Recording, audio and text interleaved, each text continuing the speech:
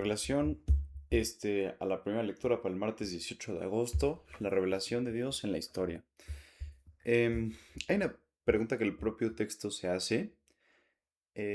¿Dónde podemos leer las etapas de la revelación de Dios? Y la respuesta es bastante sencilla, ¿no? Lógicamente, en la Sagrada Escritura, en la Biblia. Es el lugar, pues, principal donde se encuentran estos acontecimientos.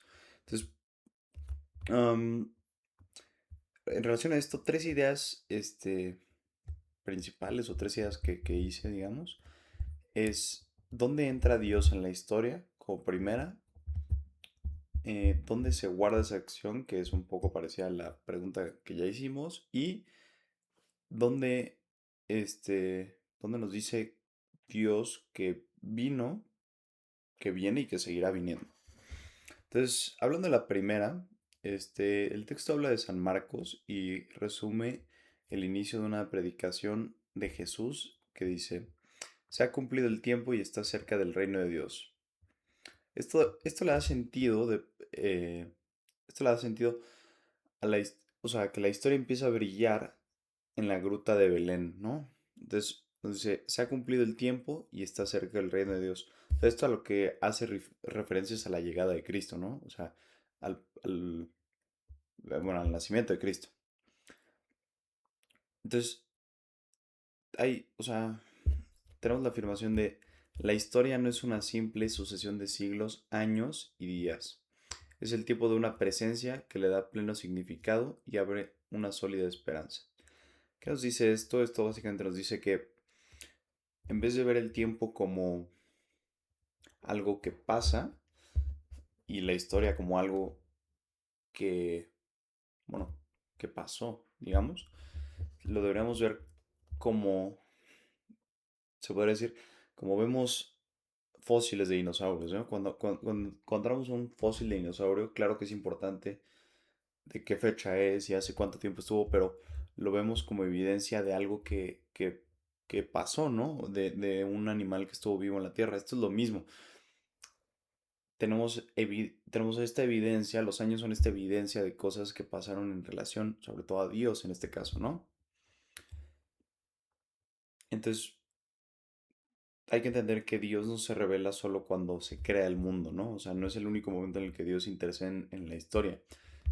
Este, Sino que Dios, de manera muy, se podría decir, personal, en cierto sentido, se mete en la historia de un pueblo, un pueblo muy pequeño, porque Dios dice, este, Jesús nacerá dos personas, digamos, un poco más pobres, más humildes, y nacerá en un pueblito en medio de la nada, ¿no?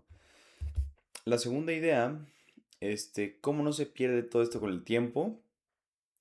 Y es una respuesta sencilla porque las intervenciones de Dios no se olvidan, ¿no? O sea, son tan grandes y tan especiales que se guarda en memoria. La memoria, lógicamente, es la Biblia, ¿no? Entonces, por eso, tras la liberación de Egipto, el Señor manda a celebrar la Pascua, y de esa manera se recuerda, ¿no?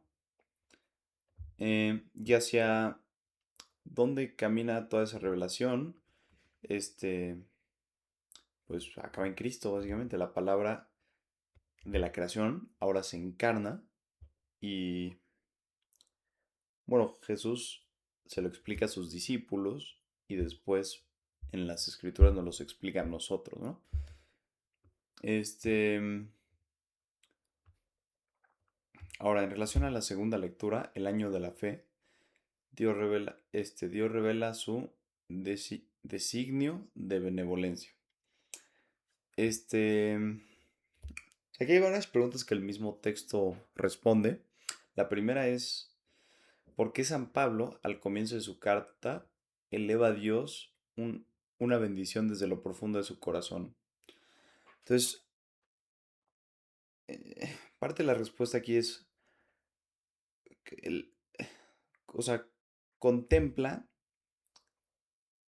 que fuimos elegidos incluso antes de la creación, ¿no? O sea, ya antes de que se creara el mundo, nosotros ya habíamos sido elegidos por Dios. como hijos adoptivos, claro. Este, y de ahí sale una como reflexión, una frase. Nosotros existimos en la mente de Dios desde la eternidad. No somos frutos de la casualidad, ¿no? Que es un poco lo que hablaba. O sea, fuimos elegidos desde antes de que el mundo se concibiera como tal, ¿no? Entonces, pasando a la lectura un poco, tenemos un par de ideas. Entonces, la primera, existe un designio de benevolencia, un plan de amor. La segunda, ese plan de amor tiene un centro. Y la tercera, Dios se comunica a sí mismo y la fe es nuestra respuesta. Elaborando un poco más en la primera idea, em, nuestra vocación no simplemente es existir en el mundo. O sea, no es venir al mundo y simplemente vivir. Ni siquiera solo de ser animales, ¿no? O sea, criaturas. El ser humano tiene iniciativa divina. O sea, precede siempre a toda respuesta. Dios precede siempre a toda respuesta humana. Y es un don gratis que nos regaló Él y nos transforma y nos eleva sobre las otras criaturas. La segunda idea, este, responde una pregunta que tiene el texto que es, ¿cuál es el fin último de este designio, el designio de benevolencia? ¿Y cuál es el centro de la voluntad de Dios? Em, es, es un poco más complicado de contestar, pero San Pablo lo dice con algo muy decisivo, recapitular en Cristo todas las cosas, ¿no? Cristo se erige como centro de todo el camino del mundo, o sea, Cristo se pone en el centro de todo como como el engranaje angular, ¿no? Como la piedra angular de todo. Este, entonces para superar esta piedra angular, para lo que sirve básicamente es para superar la dispersión, o sea, cada quien esté por su lado y conducir todo, como decíamos en la primera idea, elevarnos, aquí es para conducir todo hacia Dios, ¿no? O sea, elevarnos hacia Dios y conducirnos hacia Dios. Este, y ahora pasando a la tercera idea, este signo no quedó en silencio del cielo, que fue lo que hizo Dios. O sea, Dios no nos dio simplemente como un conjunto de verdades, se podría decir. Este, Él tiene una comunicación personal y siempre ha tenido una comunicación personal. Dios habla a los hombres como amigos y trata con ellos para invitarlos y recibirlos en su compañía. Creo que eso es lo que mejor resume esta idea, ¿no?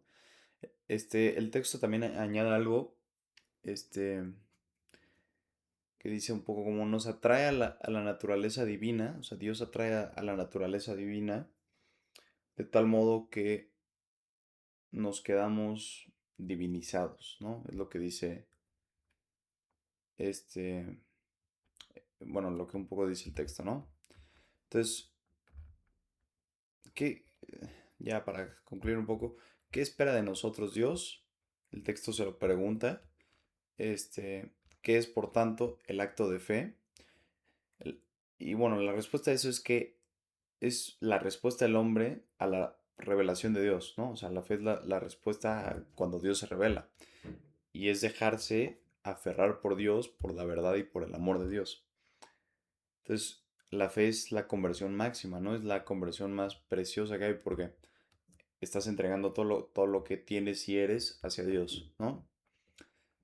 Em, Como resumen, existe un designio de amor, que nos eligió desde antes del mundo, desde la eternidad. En su centro está Cristo y en Cristo es la piedra angular para que todo recapitule en Dios, ¿no? Todo se reconduzca a Dios. Y Dios mismo espera en nosotros la respuesta de la fe, ¿no? Eh, Listo.